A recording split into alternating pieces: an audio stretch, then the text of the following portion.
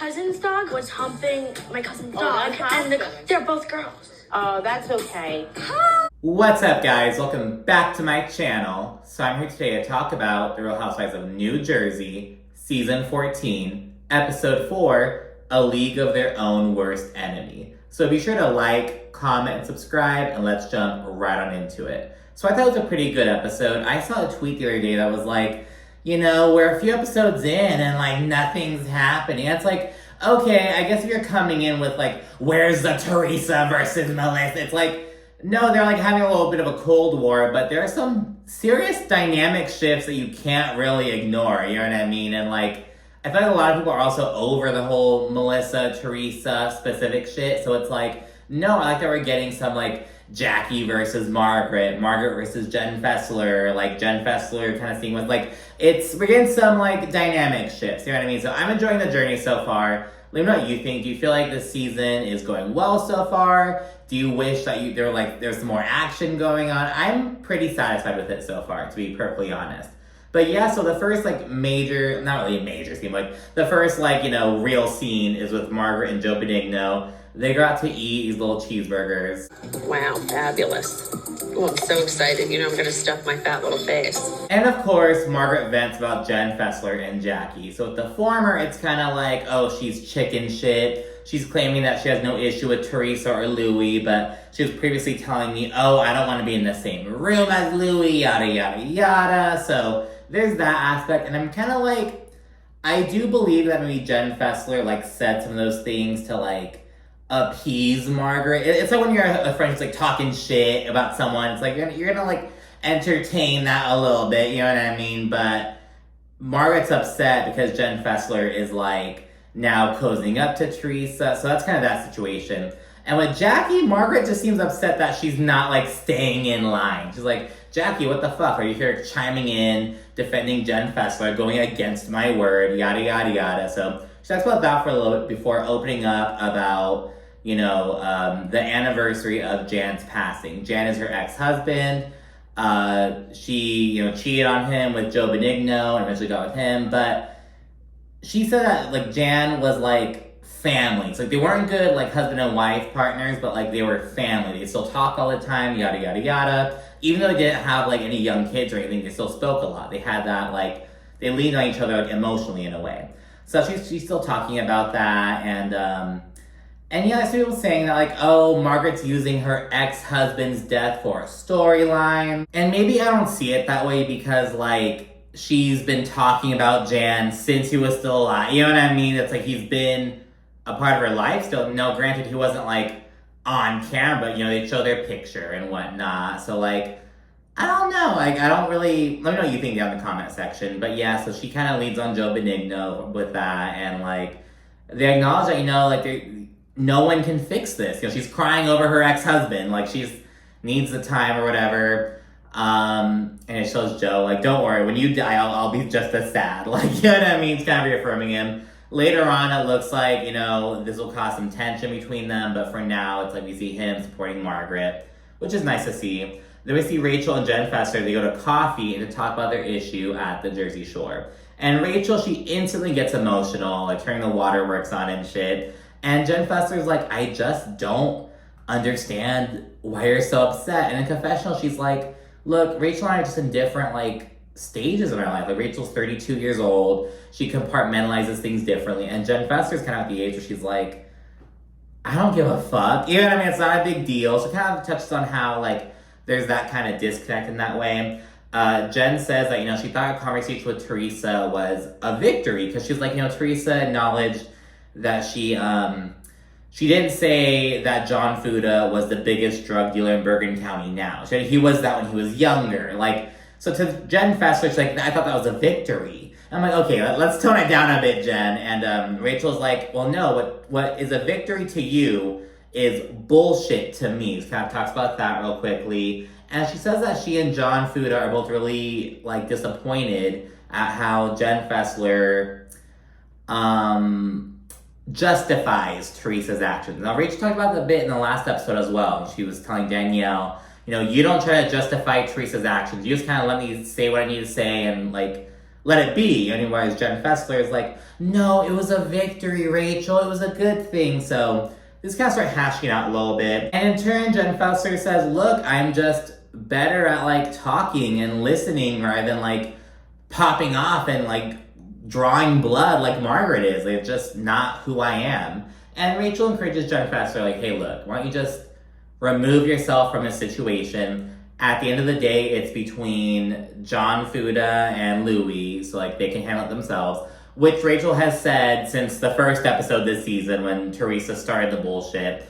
But yeah, and but Jen still doesn't understand like why Rachel's so upset. She's kind of like, well, sure, I'll fucking remove myself. I don't get why you're so upset with me, basically. And Rachel says she feels like their friendship like has changed now because of that. Basically, because they started so strong and like intense. They like, would spend holidays together and shit, and now there's this rift because Rachel just doesn't fuck with Teresa. And the fact that Jen Fesler does fuck with Teresa hurts Rachel because she feels like Jen should have her back. It's very high school in a way. It reminds me of like literally something during sophomore year.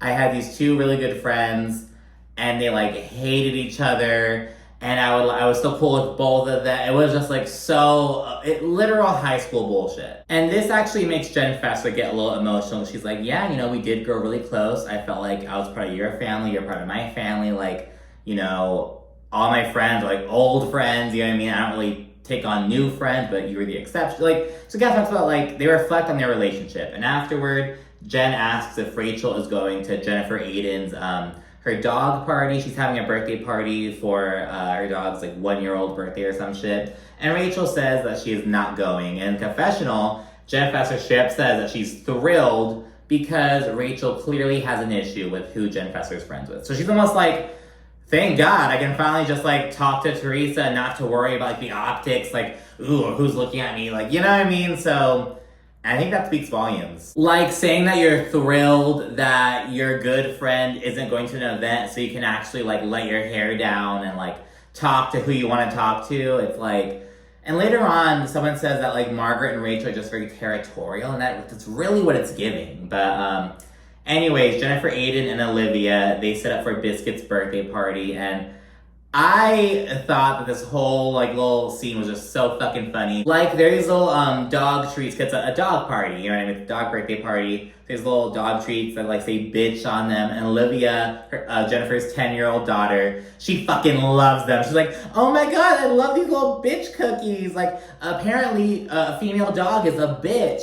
And she's like, Biscuit's my bitch. It's just so fun. Cause I remember being like in 4th grade, around that same exact age, like 10, 11, and we were reading Where the Red Fern Grows, or was it 4th grade or like 5th grade? Like elementary school, you know what I mean? I remember that word, like, oh, they're like, they use the word bitch, but like referring to a literal female dog. And we're like, ooh, like there's a bad word in here. Like that means female dog. Like that whole little fucking thing. It's just those little things for kids, you know what I mean? So she's like thrilled about that. Oh my gosh, I love these little bitch ones. Bitch apparently means lady dog, and Biscuit's a lady dog. She's now a lady because she's 1 year old. She's a bitch. Lady dog.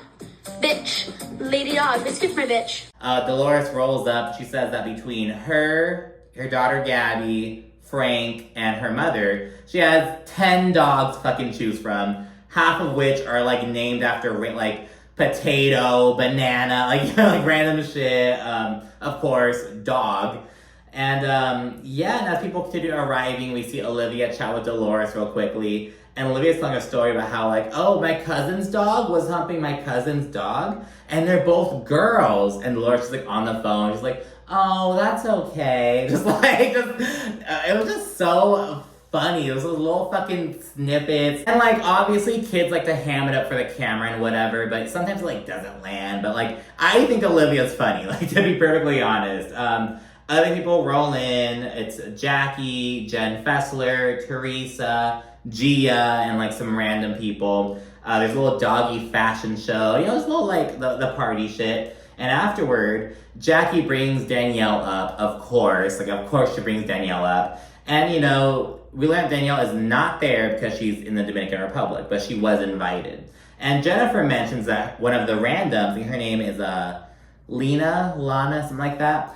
She mentions that she knows Danielle very well, kind of passes the ball to her. Now, the story goes that Danielle reached out to Teresa, Dolores, and Jennifer to, like, co-host a charity event with her. And they were all on board. They all posted about it on Instagram. We see the receipts and everything. The day of, or like the day before or some shit, Danielle allegedly went to the friend and, like, you know, asked her to touch up her hair. The friend, like, reopened her salon, like, just kind of helped her out. And Danielle invited her to the event. And, you know, the girl was like, okay, sure. She bought a ticket and showed up.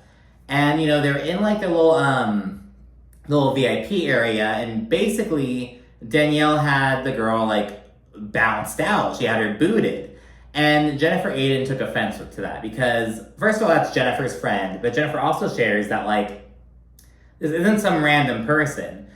She knows Teresa as well. She, like, apparently does Teresa's hair on occasion. So they're like, what the fuck? And so the next day, Jennifer Aydin allegedly called Danielle up, asked about what happened, and she does an imitation about Danielle being like, I want no part of it, I want no part of it, I want no part of it. Like, it's for charity, I want no part of it. Just, like, I don't fucking know this whole fucking thing. And yeah, Jennifer Aydin basically confirms that, like, she basically invited the friend over to tell the story just to fucking start shit. There have been things that have been brewing with Danielle that people in this group may not be privy to.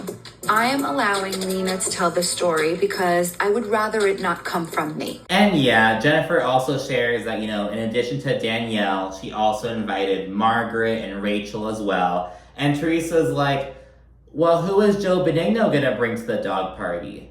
Margaret or, like, an actual dog? And we see everyone's reactions. Everyone's kind of just like, except one person, and that's Jackie, who actually smiles at this. I invited Margaret too, because this was a dog party. I didn't want Margaret to hear about it and be offended that I didn't invite her. What dog was Joe Benigno gonna bring? Margaret or his real dog?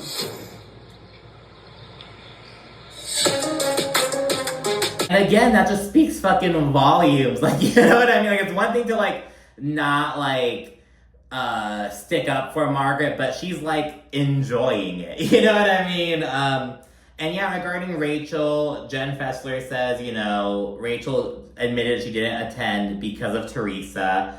Jen Fesler then opens up about how Margaret and Rachel, like, they were kind of upset with her and, you know, regarding, like, her and Teresa hugging and chit-chatting, and she notes that, you know, they're both a little territorial. Jackie then says, look, I feel nothing but good vibes here. And in the confessional, Dolores kind of says what's on everyone's mind. She's like, am I in the Twilight Zone? Since when, like, does Jackie get along with Teresa? Since when does Jackie get along with Jennifer Aydin like that? Like, what's going on here? And there's some discussion of people saying, oh, well, Jackie's just cozying up to Teresa and shit because, she's trying to, like, make her way back on the show full time. And I said this 3 times last season, at least 3 times last season. I'm going to say it again. I feel like the only reason why Jackie was demoted to being a friend of was because she mentioned how the stress from the show was causing her to regress with her eating disorder.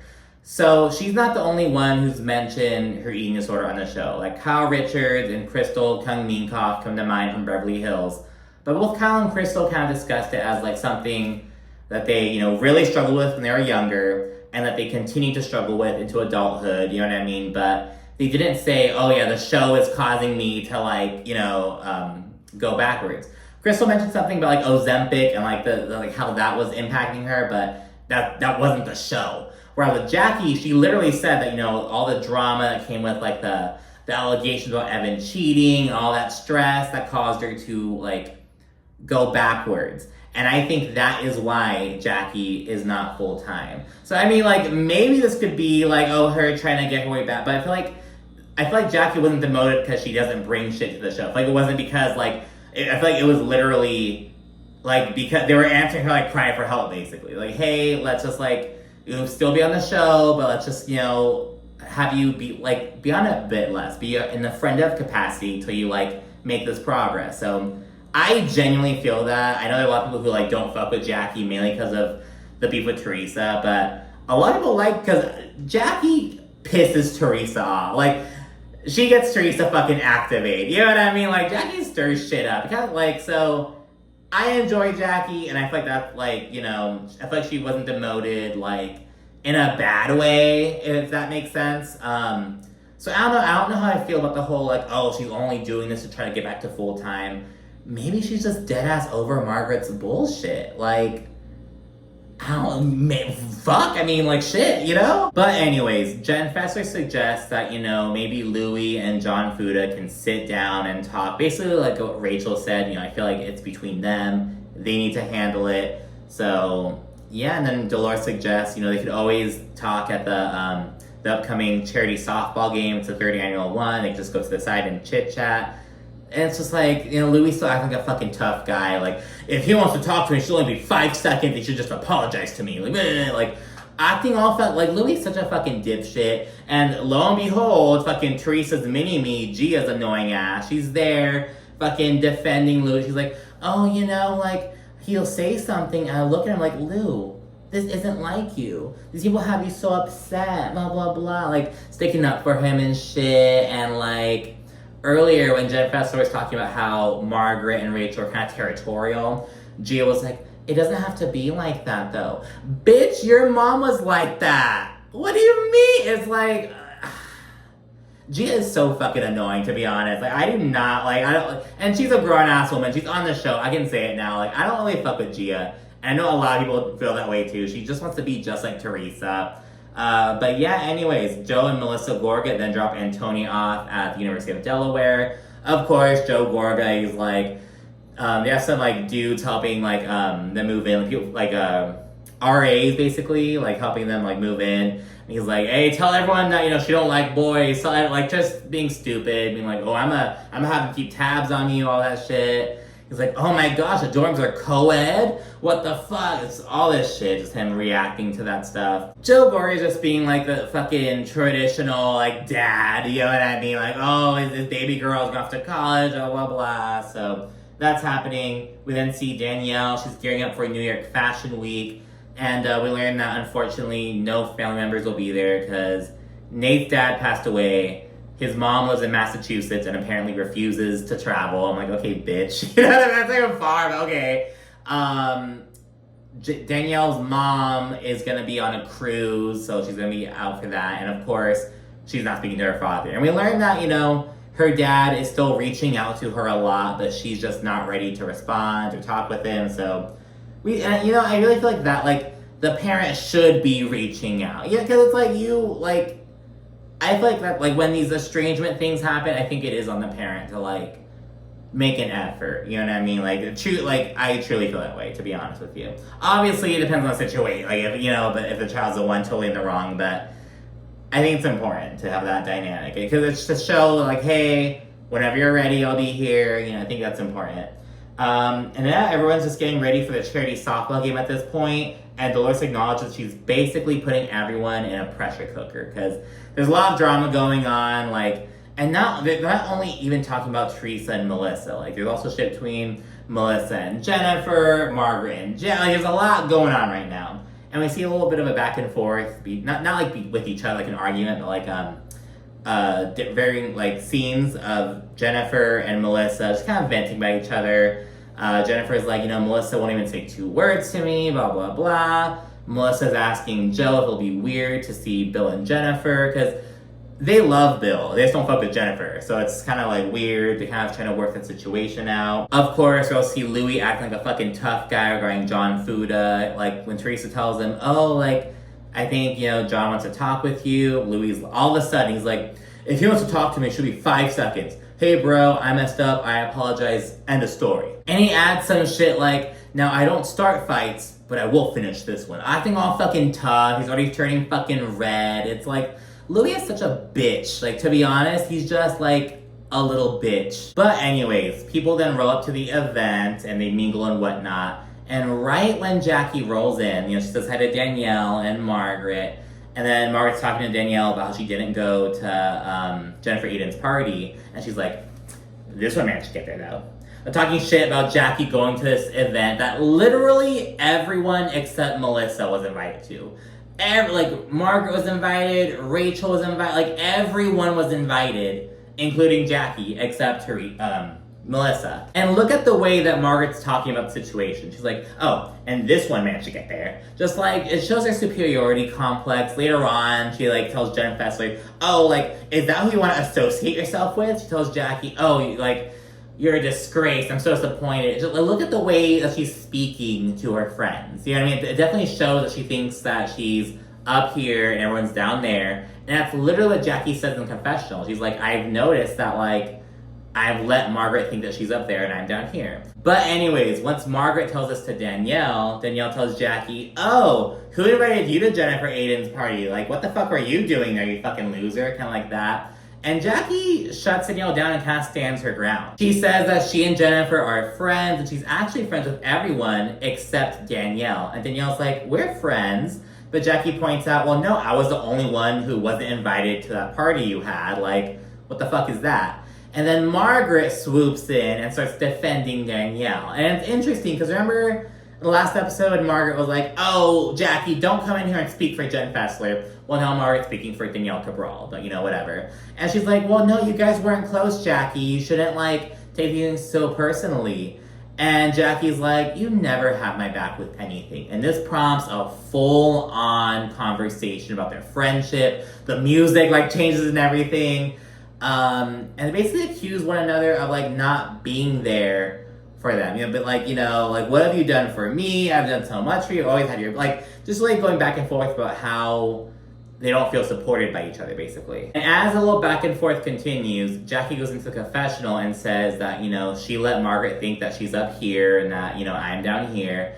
And that's just gonna change. And she credits, like, the experience of writing her book, like, reflecting on her journey and telling her story with, like, giving her the courage to, like, stand up. And as they go back and forth, things get a little bit nasty. Like, Margaret's upset about, like, oh, you didn't even send me your book to read, blah, blah, blah. Like, she brings that up, and Jackie's like, my own mom hasn't read my book. Like, what the heck? And Margaret says, well, that's not a surprise.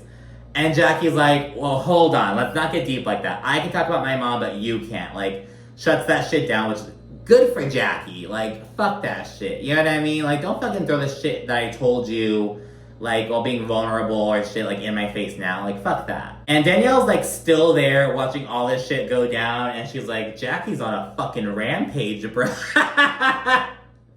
So, yeah, and Margaret, she huffs and puffs, and she's just like, she calls Jackie a disgrace. She's like, I can't believe how you're acting right. Like, just talking to Jackie like she's her fucking mother. Like, oh, I can't believe how you're acting right now. Like, I did not raise you like this. Like, very much that energy. Everyone then heads out to the field because they're all changed and whatnot. And awkwardly, just then, Teresa and Joe roll in at the exact same time. Teresa's, of course, with Louie, Gia, and her stepson. Joe's with Melissa and their youngest son. And yeah, it's a very awkward. But when Melissa walks in, she tells her son, hey, go give your aunt a hug and a kiss. He does. Teresa seems to not give a fuck about it. She's like, oh, hey, hi. Just very whatever about it. And it's like, and it's just so, like, you don't, like, Teresa would never tell her kids to go say hi to fucking Melissa and Joe. She just let them fucking be all on her side, but Melissa's having the fucking courtesy of being like, no, that's your aunt, that's your blood, go say hi to her. Like, that's what you're supposed to fucking do. But it's just like, just the awkwardness, just so disgusting. It's like, honestly, like, God. And I'm not one to be like, oh, like, that's your uncle, that's your fucking aunt. Because, like, you know, like, family dynamics are like, they change, they're complicated. But Joe Gorga was a major part of, like, Gia's life, Teresa's daughter's life, like, and just to see it just be like nothing, like, oh my God, like, not even a fucking half-assed, like, side hug, like, very awkward. But anyways, the ball game then begins. Dolores says that this is a third annual event, but this year is extra special because she's dedicating it to Gertie from Miami, because, you know, she was diagnosed with breast cancer. She's like, I'm dedicating this one to you, you know what I mean? Rachel, she can't do much at the game because she's having an RA flare-up, and she reflects on, like, how when she was in 6th grade, she came out of remission, and, like, she wasn't able to, like, brush her hair, to get herself dressed, and, like, it was, like, a very hard time, and she's been in remission, like, her entire adult life, it seems, but now she's starting to go back into that, and it's, like, freaking her the fuck out. So She mentions that, so it's reminding her of those like tough times she had as an adolescent. Teresa and Jennifer Aydin, they walk up to Jackie and they ask her like, hey, what the fuck happened in there? You know what I mean? And Jackie's like, no, you know, I'm just not gonna let anyone like dictate who I can and can't be friends with, what I can and can't do. Like, I'm over that shit, blah, blah, blah. And Jen Fesler is right there, kind of like listening to the conversation. And Margaret sees that and she's pissed. She's like, oh, that's not right. And she fucking beacons Jennifer Fesler over. She's like, Jen Fesler, like fucking hark, come here, like very fucking, and you know, she's like, oh, is that who you want to associate yourself with? Blah, blah, blah. And Jen's like, look, I don't look for trouble. If people are nice to me, I'm nice back. Like, it is what it is. And you know, Margaret's like, I just want to be able to connect with someone who's threatening other people's families. And you know, I thought that Margaret has been acting like real fucking shitty. But I will give her this. I think that either Jen Fesler doesn't believe that Teresa and Louis like really like threaten Margaret's son, or she doesn't care. Which one is it? You know what I mean? Because I feel like that's not something, I feel like you could disregard a lot of things. Like, oh, you know, you guys got to that argument. I don't think do with that. But it's just like, do you not believe that Louis did that? Or do you not care? That, like, those are your two options, you know? That does not justify Margaret's behavior, though, but, like, I think that she has a point with that aspect, I must admit, just to be, you know, fair. And yeah, you know, the game's going on off to the side. We see Bill and Joe, they chit-chat, and this actually makes Melissa pretty happy. She's like, oh, I'm so glad you guys are talking. But Jennifer Aydin is not pleased. She's like, it's giving the optic that you're choosing their side over mine, blah, blah, like, just being a fucking bitch, basically. Like, just like, I don't know how to put it. It's like when Bill and Joe hopped on that phone call when they were in Jersey Shore, Jennifer Aydin was like, he's not your brother, Bill. Just like, oh my God. Mid-conversation, like as Jennifer is kind of bitching Bill out, basically, Melissa pulls up and she asks Jennifer, hey, can we have an honest conversation? Even if it's just like, Melissa, I hate your fucking guts. Like, she just wants them to cut the bullshit and like really say what's up. And so I guess we'll see that sit down happen. Jennifer says that she wouldn't really feel comfortable doing it if like Joe's there, just between them. So it looks like that'll happen coming up soon. The game continues. Louis is as smug and disrespectful as fucking ever. Your brother-in-law. Do you call him brother-in-law? No. Nah. I don't really talk about him. And at the end of the episode, the Real Housewives of New Jersey team, they wind up winning 5-4, and Dolores says they raised over $200,000. So it was a success, and that's pretty much it for this episode. And then next one, you know, we see some more tension between Teresa and Rachel pop off, and I'm actually really excited to see where this, like, Margaret, Rachel versus Jackie and Jen Fesler thing kind of goes. I'm kind of intrigued by it. But yeah, that's it for this episode. Let me know what you think down in the comment section. Be sure to also like and subscribe. And of course, stay tuned for more. Thank you for watching. Bye.